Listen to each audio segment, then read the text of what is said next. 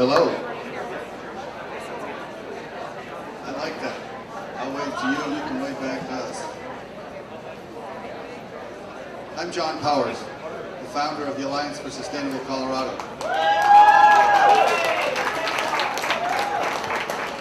I want to welcome you to our event on behalf of the Alliance for Sustainable Colorado and our co-hosts, Progress Now and the Daily Coast. You're about to have a great treat to hear a session about the Pickens Plan. But first, I would like to introduce to you Michael Northrup. If we could ask people to take their seats, please, and maybe quell some of your conversations.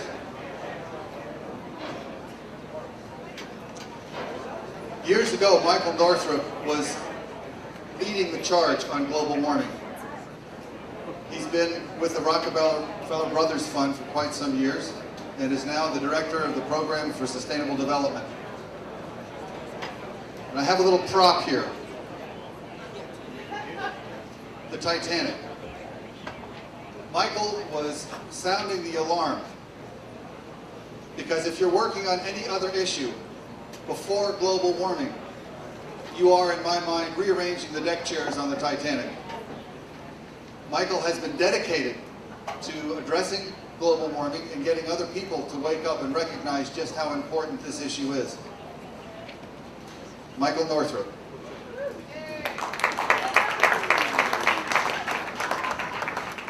Thank you, John, and thanks to Kendra Sandoval and all the great people behind that curtain that are making this thing happen. Good work. The next hour or so are devoted to climate economics. Sounds like a boring topic, but you know, it's been kind of the major obstacle to tackling climate change in this country and around the world. And the kind of standard story you hear about climate is that if we do anything about it, we're going to ruin the economy, break the bottom line, and ruin America's quality of life. And it couldn't be further from the truth. As you look around at cities, states, companies, even some of the national governments that have tackled this issue, you find again and again and again that people have found ways to save money, to invest wisely, to generate economic opportunity, create jobs, and so on. And it's absolutely maddening that we spend so much time on this issue, wringing our hands about how we're going to do this without ruining the economy. You know, Bill Clinton says something that I think is incredibly smart and insightful about this now, and he's been saying it for the last 6 months if you've had the chance to hear him. He says, creating the low-carbon economy is the greatest opportunity for the American economy since we mobilized for World War II. And, you know, he's so right. It is absolutely true. And if we could figure out a way to change our mindset on this issue and get to the place where we see that huge opportunity that confronts us, a lot of this fear would go away, and I think we would embrace the opportunity that's coming towards us, and we would rush more headlong into taking action and doing it and feeling really good about it. And today, with our economy not in such great shape, you wonder what the next economy is going to be. I think it is the clean energy economy that's going to be driving this country's prosperity into the future. I want to introduce Mark Weiss now, who is the chairman of an organization called Global Urban Development, which specializes in economic development issues. He's also the coordinator now of something that he has termed the Climate Prosperity Project, which is something that got born out of a meeting that Mark and I organized about a year ago or so.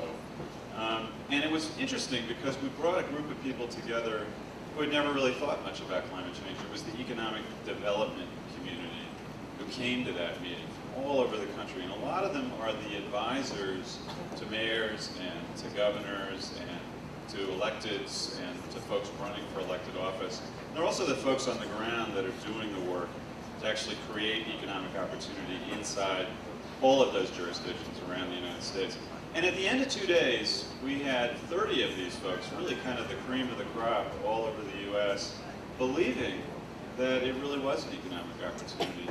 And for the last year or so, Mark has been beating the bushes, being a missionary, moving around the country, meeting people to tell them about this idea of climate prosperity. And it has really taken hold. And Mark has done amazing work. And Mark, please come on out and please welcome Mark Weiss, Chairman of Global Development and coordinator of the Climate Prosperity Project. And he's going to tell us some more about it. Thanks, Mark.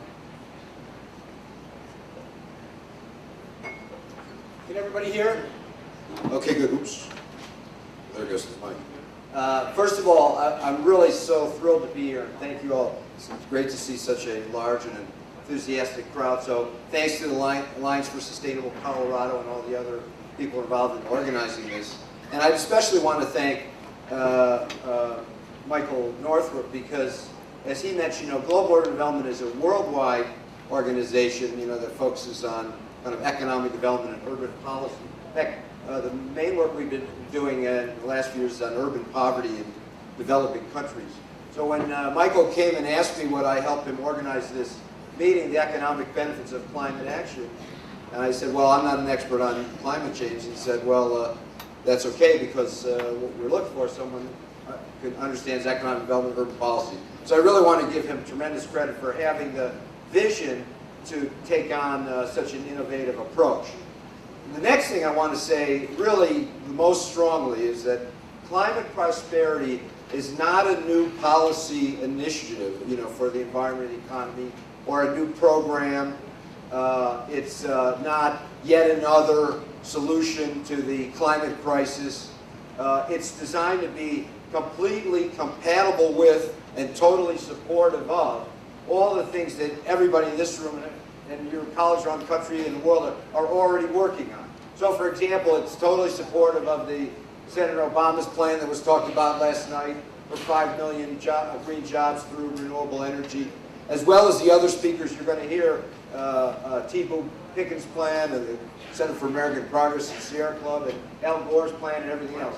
So if it's not a new initiative, what is it? It's an effort to really try and frame the conversation in a new way in order to build a greater amount of understanding, support, and committed action to doing the things that we know how to do. We have this huge challenge in that, in terms of the global environment. We know what the problems are. We know how to solve the problems, but we're not doing them here and in most places around the world because of this economic barrier. People feel that anything that's good for the environment must be bad for the economy, that it must hurt them personally in terms of financial sacrifice and so forth. So we want to get across this idea. Number one, anything you do that's good for the environment, it saves you money. Much more than it costs, it saves you money. And secondly, it's good for the economy in the most fundamental way. So rather than give you the long, complicated description of what climate prosperity is, I'll give you the one-liner. In the 21st century, the only way to get richer is by becoming greener. The only way, please, the only way to earn more money is by using less resources and reusing more. So that's our message. It actually even goes beyond the energy and greenhouse gas issue itself and the low carbon economy. It's about total sustainability. So we say innovation, efficiency, and conservation in the use and reuse of all resources. So that's all natural resources and human resources, includes people. That is the best way, not just a way, but the best way to increase jobs, incomes, productivity, and competitiveness. Now, why is this a message that we hope every one of you will take as open source, use the phrase climate prosperity, and take the message out? And why do we believe, and we've seen it work? Because it's all inclusive. It includes people who care passionately about the environment, as well as people who don't care about the environment. It includes people who believe that global warming is the greatest crisis human civilization has ever faced, and it includes people that don't even think global warming is a problem caused by human action. It addresses everybody, all 6.5 billion people on the planet, on the one thing that each and every person cares deeply about. Their own livelihood and well-being and that of their loved ones, including future generations. So it's a conversation about how are we going to have a good economy in the future. And the only way we're going to do it is by, slimming down. I think it was like the Subway commercial with Jared before and after.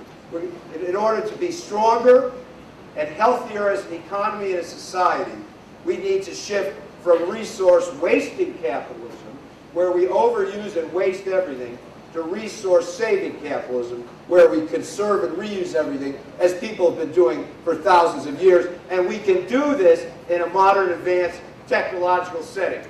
So, so let me just say in 1 minute, since I went on too long already, we have put together a coalition like you've never seen that includes the International Economic Development Council, the American Chamber of Commerce Executives, Council of Competitiveness, and many corporations, because this is not a new idea. We took this from the business sustainability movement of Amory and Hunter Lovins and Paul Hawken and Peter Senge and Bill McDonough and Michael Braungart, and all the companies that are doing this.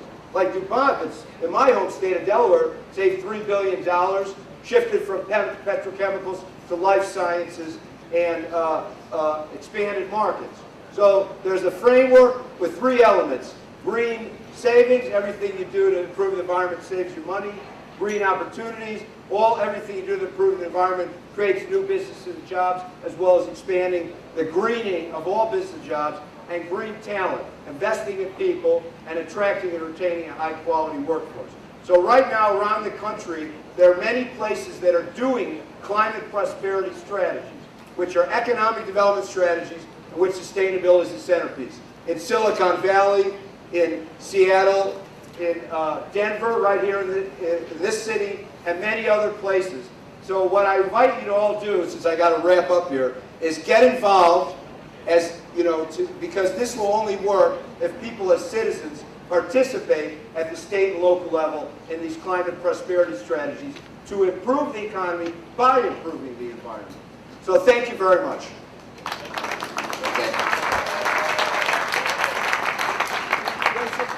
There's a few copies of the description on the table out there if you want them. Okay.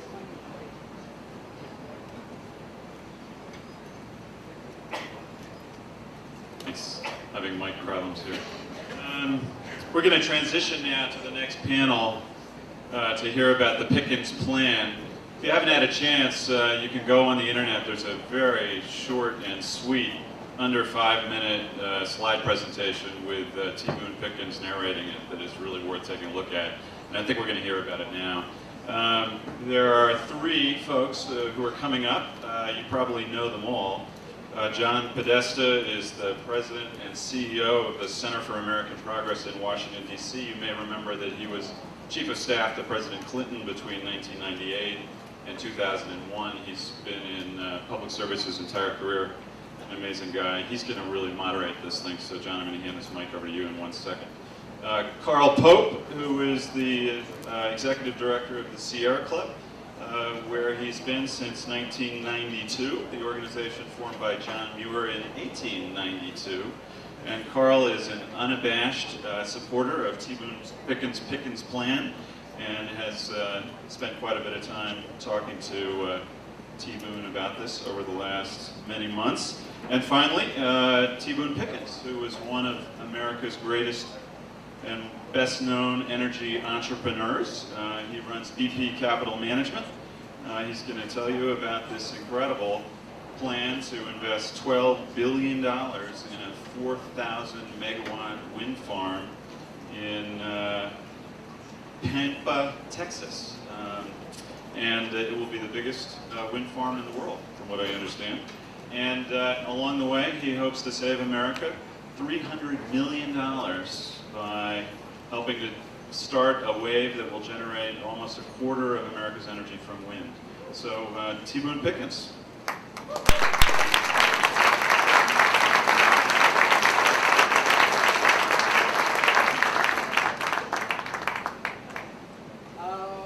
Hi, I'm John Podesta, and I think this mic on my lapel is working, so I can put this mic down. I'm the president of the Center for American Progress Action Fund. It's great to be back on the stage. I was out here hawking my book a couple of days ago, The Power of Progress, which gets into some detail on this question. We've got about an hour for this conversation. I don't think we will disappoint you. Hopefully we'll mix it up a little bit. I think that I want to begin by thanking Michael and Mark for their introductory comments. I'm going to set the stage a little bit before turning it over to Boone and Carl. But for those of you who were either in the convention hall last night or watched Brian Schweitzer on television, I would have to say that you learned all you needed to know about this energy challenge and what we can do to solve it. As I said, we've got two terrific people up here who are going to share their thoughts and ideas on how to tackle the energy crisis. I started the Center for American Progress and the Center for American Progress Action 5 years ago, and I don't think if somebody asked me at that time whether I'd be sitting at the Democratic Convention with T. Boone Pickens talking about how we could create a new energy future for America, along with Carl Pope, it wouldn't have been the first thing that popped into my head.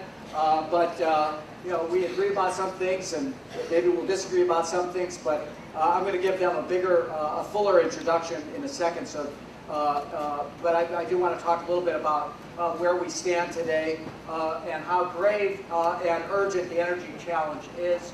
Michael got into it. You saw the poster. I think it's an issue that the next president will inevitably have to confront. It lies at the intersection of our economy, our national security, and the well-being of our planet. I don't have to tell you, I think, and the people in this audience, that the Bush administration has dropped the ball on this issue, and the American public are paying the consequences with both high energy costs, more insecurity from a national security perspective, and of course doing virtually nothing about the challenge of global warming. Today, Americans are burdened by near record oil prices. They've come off a little bit in the last month or so, but even as oil becomes more expensive, global consumption continues to grow. It's hard for any of us up here on the stage today to see a future where supplies can keep pace with the rising demand and even tightening markets. I think it's the heart of Boone's advertising campaign about the fact that we can't drill our way out of this problem. We've got a deepening dependence on foreign oil, which compromises our national security by tying us to unstable and hostile regimes and preventing us from making the energy transformation that we need to fight global warming. I think when I left the White House, we imported about 52% of our oil. It's up to about nearly 65% today. Around the globe, I think we're also starting to see and feel the real security consequences of global warming, including climate-induced human migration, increased food shortages, increased food prices, water insecurity, and destructive weather events. Most of you know, and the Secretary General of the UN is focused on this problem as being one of the triggering events in Darfur. I think we're likely to see that in a sweep across, really, in my view, what are the most dangerous places in the world: the Middle East, South Asia, the Horn of Africa, and other places. Of course, you know the data shows that our planet continues to warm. NOAA issued its report on the climate of 2008 July in historical perspective just recently. It was the 5th hottest on record. That's going to lead to more droughts and loss of soil moisture. And whether it's this year or in the next few years into the future, that's going to have very serious economic impacts, certainly on agricultural communities throughout the United States, but also on food prices throughout the world and continuing pressure on the poorest people in the world. For those of you who are concerned about the heat in this room and the heat in Colorado, warmer temperatures are certainly going to lead to water supply shortages in the Colorado River, which are going to affect more than 25 million people who rely on the river for a source of water and power. I think if you have any doubt about the financial costs of climate change and how severe they'll be, I would refer you to a study done by Swiss Re, the giant reinsurance company, that said that they predicted 2 years ago that insured losses from climate change will reach $150 billion a year by 2015. Over the last 2 years, those numbers have gone up appreciably. I think if you look at what happened in Florida, if you look at the severe threat of hurricanes today, you'll know what I'm talking about. So together, these challenges of oil dependence and global warming threaten the well-being of future generations while energy prices are hobbling our economy today. And to refer back to what Mark said, the cost of doing nothing is extremely substantial. So the challenge I think we face is the conversion of our economy from one sustained by high-carbon energy to low-carbon sustainable sources of energy, clean renewable energy, and the impact of making that shift will be profound. That's a tall order, as you all know. Over the last few years, a giant movement, I think, behind energy transformation has been moving. I think that's been particularly led by Vice President Al Gore, who, as you all know, received the Nobel Prize along with the IPCC for his work to really educate the world on this problem. But thanks in no small part to the people you'll just hear from, global warming, I think, has galvanized a broad range of people on both sides of the political spectrum, Republicans and Democrats, religious and secular, young and old. I think maybe there's no other issue that brings people together like this one.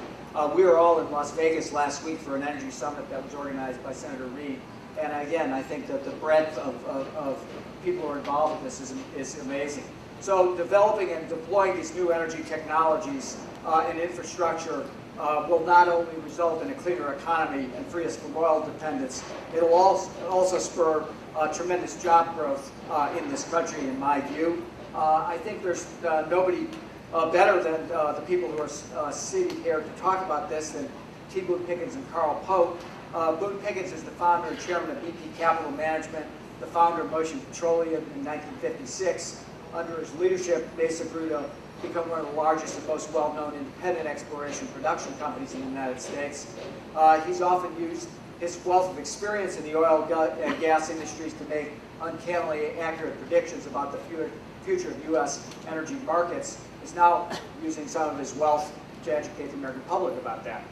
So I think we want to take a close listen to what he has to say. He's pursuing a wide range of business interests in clean energy. Michael talked about his investments in wind power, which I know he'll talk about, and the Pickens Plan, which is on the web. Also with us, and I'll go ahead and introduce him and then turn things over to Boone, is our leader of the, and probably now the dean of the environmental movement, now that John Adams has taken a more senior role at the NRDC. Carl Pope. Carl's been with the Sierra Club for nearly 30 years. He was appointed executive director in 1992. During Carl's tenure, the Sierra Club has helped protect nearly 10 million acres of wilderness in California, to Utah, the California giant sequoias. It was one of the things I'm most proud of, the work we were able to do when I was in the White House. Sierra Club has continued to hold the line in protecting the Arctic National Wildlife Refuge. He's the co-author of, with Paul Rauber, of Strategic Ignorance, Why the Bush Administration is Recklessly Destroying a Century of Environmental Progress, which the New York Review of Books called a splendidly fierce book. So hopefully somebody will say that about my book. And with that, I'm going to turn it over to Boone. I think Boone usually comes with a whiteboard, and maybe, I don't know whether we're going to bring that up here today, or we got it up here. That's too big. Maybe we can bring that up here, or maybe you want to just start talking, Boone. All right. Do you want it, Boone, or do you not want it? Boone? Wasn't it here? Carl, don't move it. Don't try to move it. Okay. All right. I don't even know whether I can write on it or not. Carl. Oh, he's got it. Carl said, now why would I write on that little one when I have that big one? Watch the screen. God, I could have run real quick. Carl said, Boone said, tell these people they don't know you. And said, tell them who you are. And so I'll take less than 2 minutes. My wife watches the clock for me. And she'll hold her hand up when 2 minutes come. But I was born in a small town in eastern Oklahoma, 5,000 population, Holdenville, Oklahoma. and grew up in eastern Oklahoma. Went to school at Oklahoma State. Worked my way through. Came out as a geologist in 1951. Went in the oil business, and from there forward 50 years, and I'm almost here now. But I've had a great amount of experience in the oil industry. Back in '46, when I was working at Santa Fe Railroad, I actually belonged to the union, railroad union there at Santa Fe, which surprises people sometimes. And I told them, I said, I was probably the oldest union member in town. But it was during 3 summers I worked for Santa Fe. But that's kind of, what else you want me to tell them? You said something else that you ought to tell them. Oh, I have given a lot of money away. We've given away $700 million the last 5 years.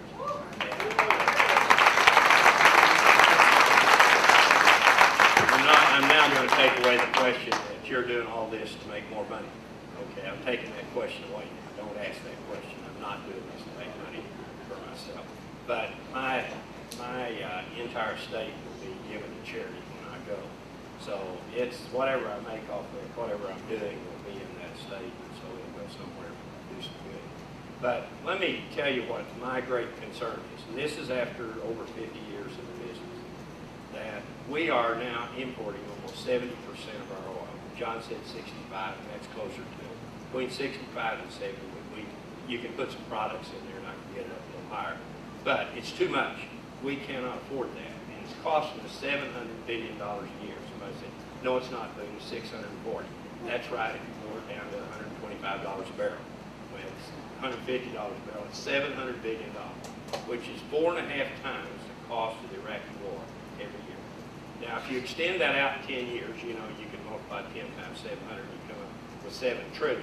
I can promise you, if we go 10 years without doing anything more than what we've done about our energy plan in America, if we just duplicate the last 10 years, it will be closer to $10 trillion. Well, the sad part of that is, if we pay $10 trillion for energy from foreign sources in the next 10 years, I can tell you we don't have to worry about health care or education. We aren't going to have the money to do anything about it. That's where we're going to be. We are going to have made the greatest transfer of wealth in the history of mankind.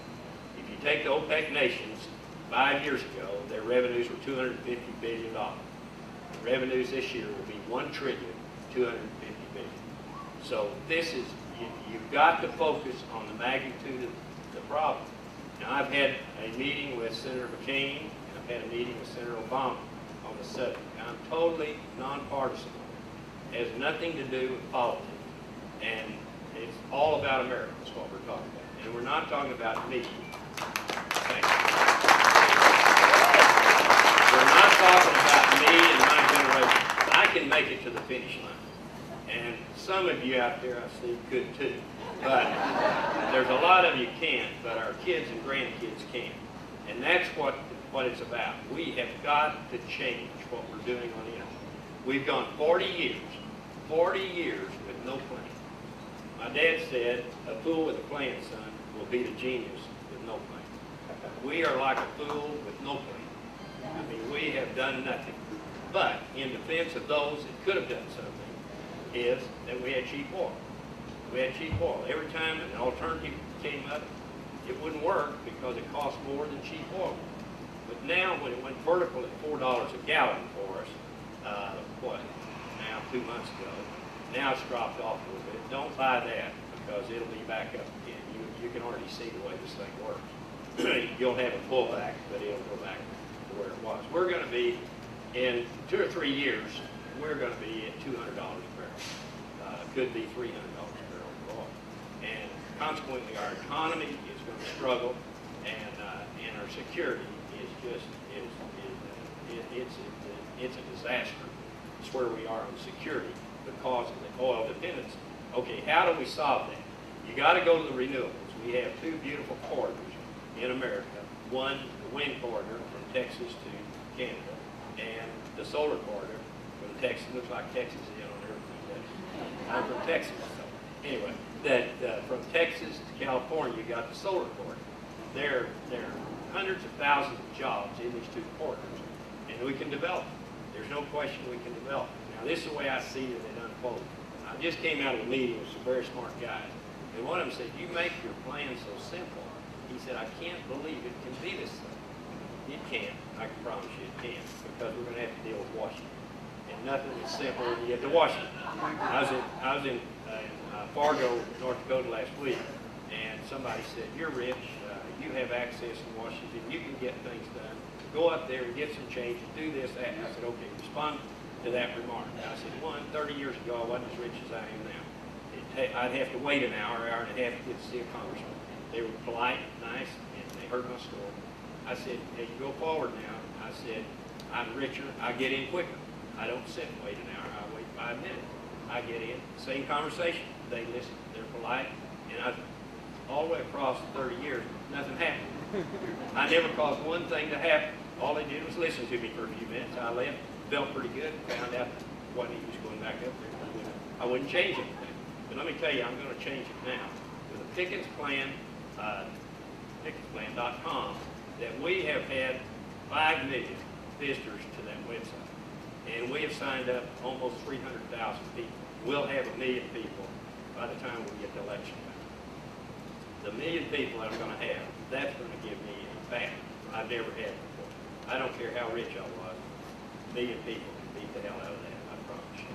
And I'm going to use it, and I'm going to use it to change and get us an energy plan in America. This is the way it unfolds. We're going to work the wind corridor, the solar corridor. We're going to create jobs in both corridors.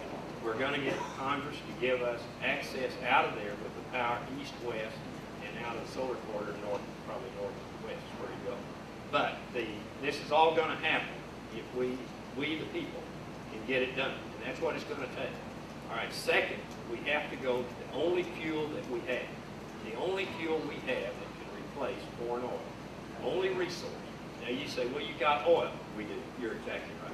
But we don't have enough. We have about 5 million barrels a day of crude oil and 2 million barrels a day of natural gas liquids, which act just like crude oil and like gasoline and diesel.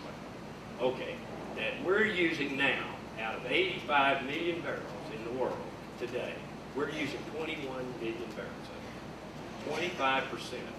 We have 4% of the people, and we only have 3% of the reserves of the oil in the world. Only 3%. And we're using 25% of the oil produced every day. Okay, somehow, is that unfair? I don't know. It's out of whack, I can tell you that. 4% of the people shouldn't be using 25% of the oil. Okay, we can solve that problem. We've got to reduce to 700 billion. That's the target. Now, Al Gore called me, and we've talked and everything else. I said, "You agree with me on everything?" I said, "I agree in global warming, Al, but I said, that's on page 2 for me. Page 1 is $700 billion I've got to reduce, and I've got to reduce 70% dependency for this country. I said, if I've got any energy left, I said, I'll work on global warming." Okay, so, and that's where I am. I'm pretty plain. You can read me pretty easily. Okay, this is the way I propose to do it. The only thing we have in this country, in abundance, that will do the job is natural gas will replace foreign oil. It's cleaner, it's cheaper, and it's abundant, and it's ours. It's ours. So the 700 billion that we can reduce that. I think it may be my high figures in 10 years we could get foreign oil imports down by 50%. And this has nothing to do with conservation. That's another percentage. We know we can all do better. I mean, if you told everybody in America, and they agreed with you that you can reduce your dependency on foreign oil by 10%, by energy by 10%, we can all do it. There's no question. I think you could do it by cutting off the lights. It seems like I'm doing that every place I go, I turn off the light. But that came from Holyfield. My grandmother, she told me one time, I walked out of the bedroom, the light was on. She said, "Hold it, son." He said, "I want to show you something." She said, "Go back there, see that light is on?" I said, "Yeah." She said, "First thing, it's the summertime." It said, "A light bulb creates a great amount of heat in the summertime, which you don't want." So that's a good reason to turn it off. Second is, if you don't start turning off the lights, you're going to get a bill next month for what our electricity cost is here in this house. I knew what that was. I mean, I knew she'd do it too. I knew I'd get the bill. And I had a job. I had a good paper route. So I was getting ready to pay 1 month. I cut them off ever since. I don't have any lights I'm not using. Okay, now we're going to conserve, but we're going to reduce by using natural gas to replace oil, gasoline and diesel as transportation. It can be done. Not for your car. I don't want your car, but I'll take it. But what I want are the trucks. 30% of all the transportation fuel used every day in America is for the movement of goods. If I can capture that, I can reduce the dependency pretty damn quick. I mean, I'm talking about 1, 2, 3 years. We can have a real change. Now, can you imagine, let's say we reduced it in 3 years by 30%, and it's 700 billion.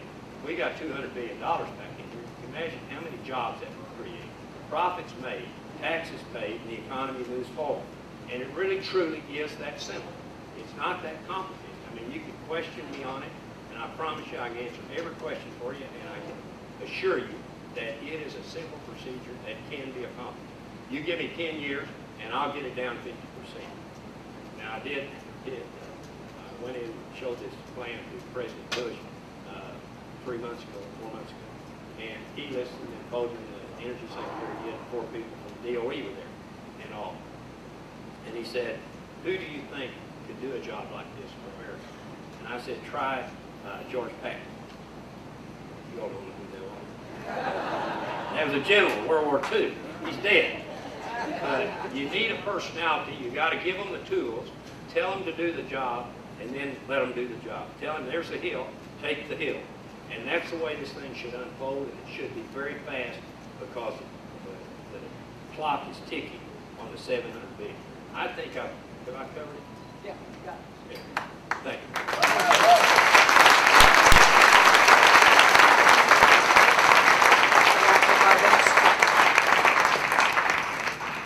Well, I want to begin by saying that if you'd asked me a year ago if I'd be sitting up here with Boone Pickens inside, I said, no way. And I think before I get optimistic and positive, which is where I'm going to be most of this conversation, I want to be a little bit sobering. It is not a good sign that Boone Pickens and John Podesta and Carl Pope are up here. If our politics was even vaguely functional, anything that the three of us agree about would have happened long ago. It now required Boone to launch what I believe is the largest advocacy television campaign in American history to get a simple idea like this on the national agenda.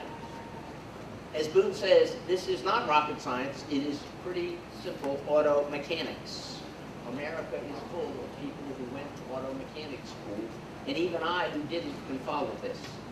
So let's understand we have some very deep, profound political problems that make us have to have this conversation. Having said that, that's a reality. Our politics is broken to that extent and to that degree. And that's the starting place for why I'm here with Boone and why I've been spending quite a bit of time with Boone and why I believe we need to implement his plan, but more. I'm going to talk about the more in a minute.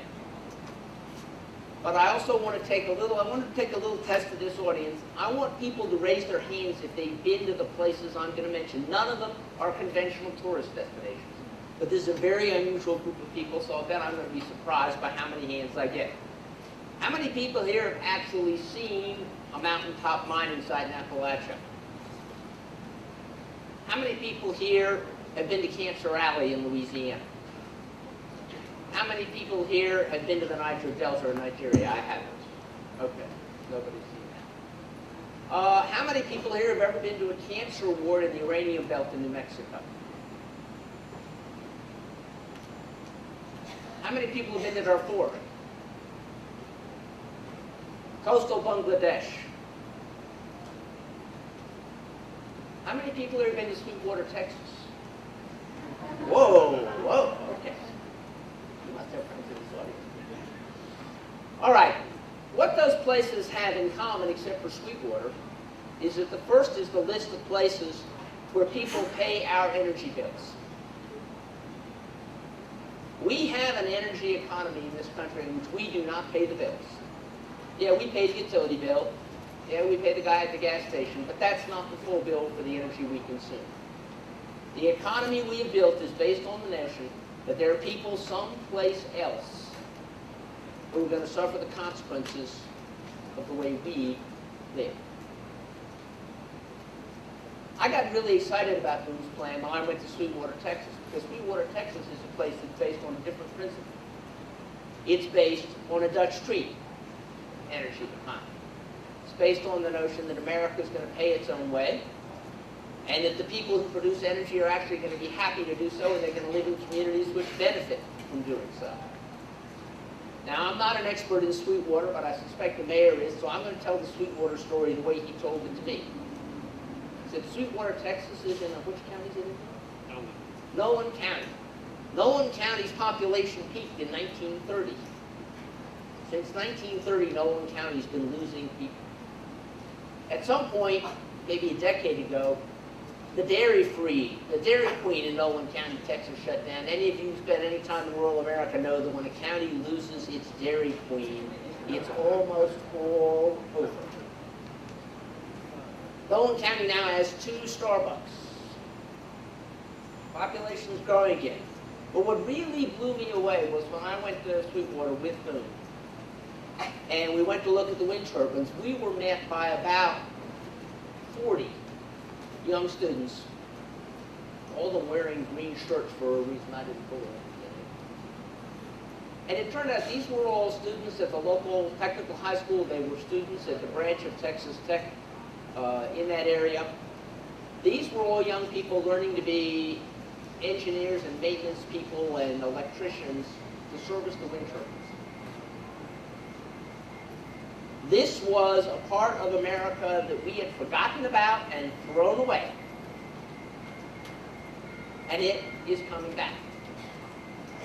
And it doesn't look like a mountaintop mining site in Appalachia. And it doesn't smell like Cancer Alley. And there aren't people going to hospitals like there are when you mine uranium. And the water doesn't burn like it does in the Niger Delta. And I said to myself, this can be done. And if the American people can see this and taste it and smell it, they'll want it, they'll demand it, and broken as our politics is, we just might get it. We just might get it.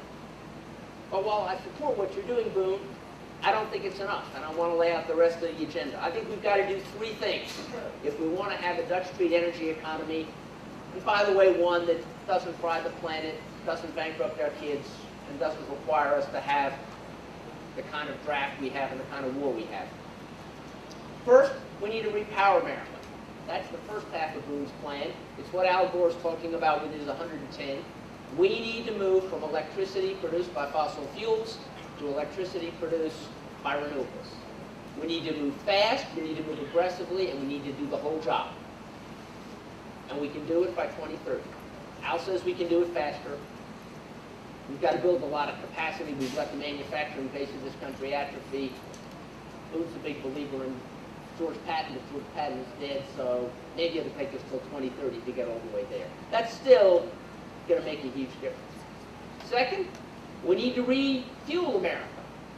That's the second half of what Boone's talking about. It's also what Vinod Khosla is talking about with cellulosic biofuels. And there's actually a place very close to here, a factory that's being run by Range Fuels that actually makes biofuels out of what's left behind when bark beetles kill pine trees. It's being able to make gasoline out of what bark beetles leave behind is pretty impressive. But we need to refuel America.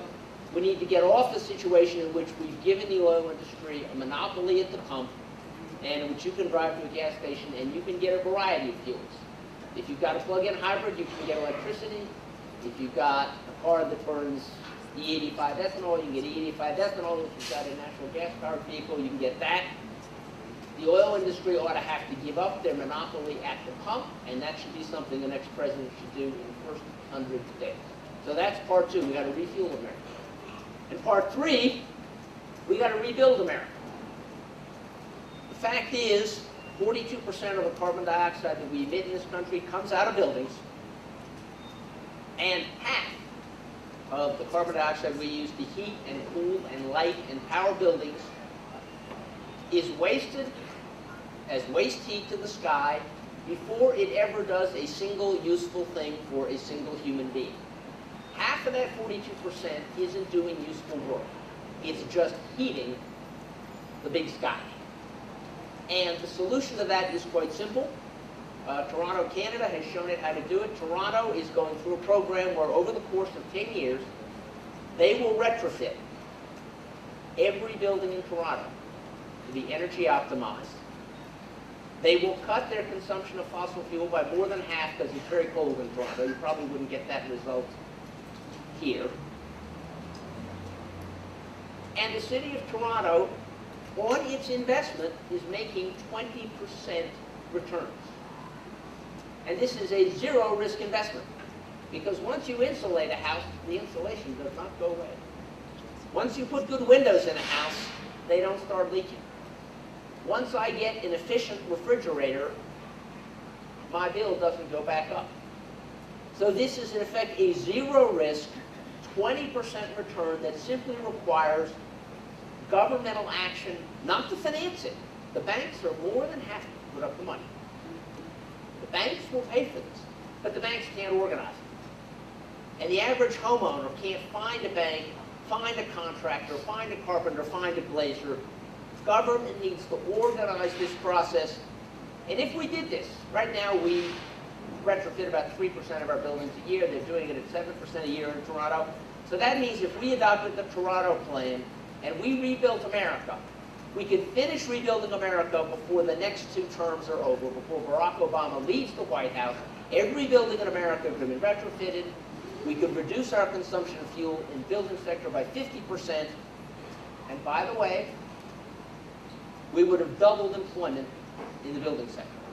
We would have created millions and millions of jobs for glaziers and carpenters and lasers and electricians and plumbers. We would be able to reopen those Maytag factories in Iowa that shut down because there wasn't enough demand for high-efficiency appliances. And we would have saved another couple $100 billion off the plan.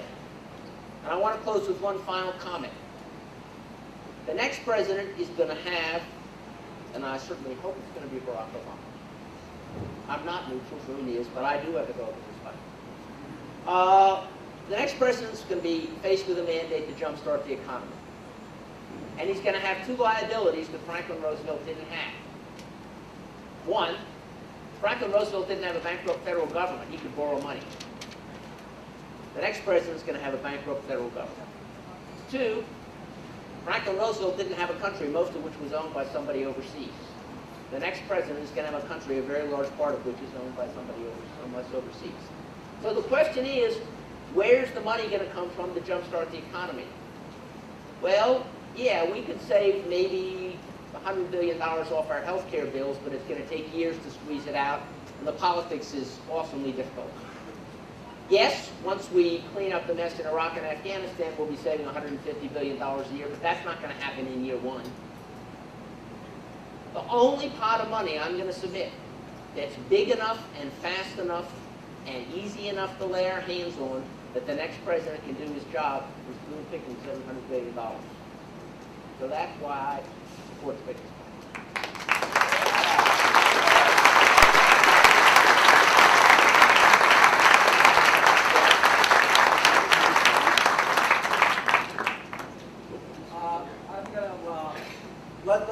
Let me start off by saying that for those of you who know me in the audience, I'm a bit of a geek. We produce our own comprehensive plan that goes over the kinds of things that Carl talked about, but we're sitting here in the shadow of a political convention, so I really want to talk about politics for the 20 or so remaining minutes that we're here. And Boone, you said that this is all nonpartisan. I think there might be some skeptics in the audience. You're here with a bunch of people who remember some of your more partisan activities from a few years ago. But I want to go to the ad campaign that Carl talked about. You started off that advertising campaign saying we can't drill our way out of this crisis. Now you've got an ad up that says go ahead and drill, drill, drill. And I want to give you the opportunity to say what's the message here? What are you trying to get across to the American public? I got it in the first ad, but I confirmed it in the second ad. You can't drill your way out of it. There's not enough oil and gas out there. Now you see some big numbers, one from the Interior Department It says 86 billion barrels off the east coast and the west coast. That, believe me, this geologist has been around a long, long time. If we got 4 billion barrels off the west and east coast, it would surprise me.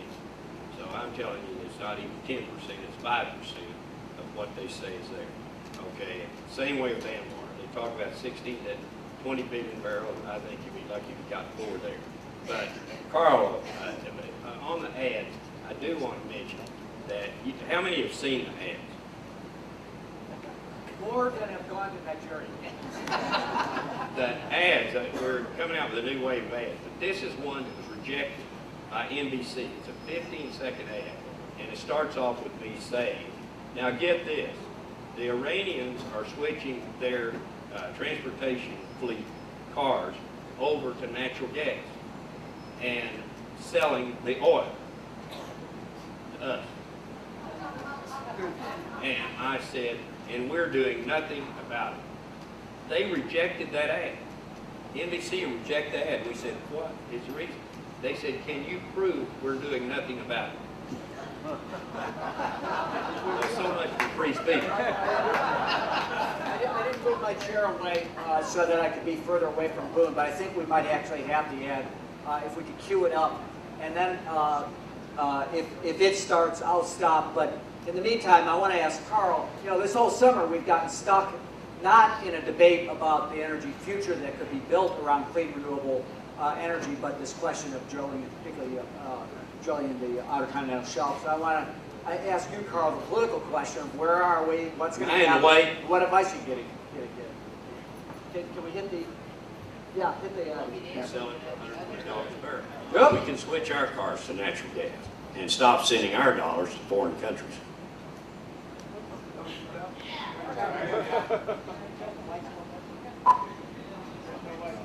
Get this one. Iran is changing its cars to run on natural gas, and we're not doing a thing here. They're doing this to use less oil and sell it for $120 a barrel. We can switch our cars to natural gas and stop sending our dollars to foreign countries.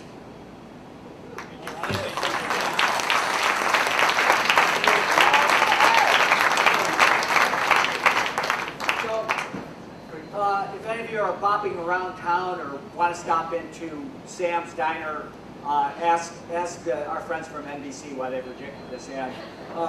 Maybe Joe Scarborough knows, I don't know.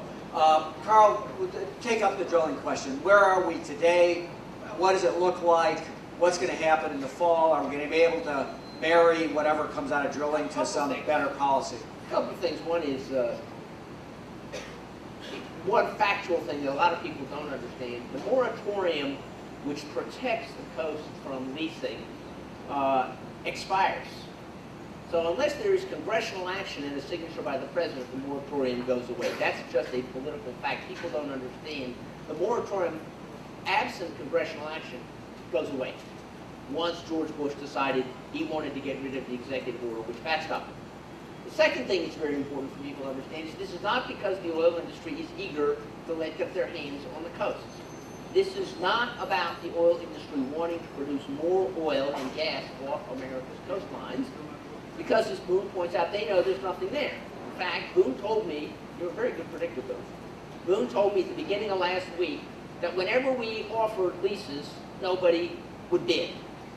He said, just wait, Carl, you've got nothing to worry about. Well, last week we offered, you got the number, what was it? 18 million. 18 million acres in the Western Gulf. 90% of the lease tracts offered didn't attract a single bid, and no lease tract offered got the kind of action that normally means somebody thinks there's really anything there. So this is not about what the oil industry thinks they can find if they get their hands on the coast. So what is it about? It is about distracting us from the conversation we ought to be having. As long as we're talking about drill, drill, drill, we're not talking about repowering America, refueling America, rebuilding America. As long as we're talking about drill, drill, drill, the public doesn't recognize that, in fact, there is a chasm, in my opinion, between the two candidates on what they're going to do on this issue. So what we are being victimized by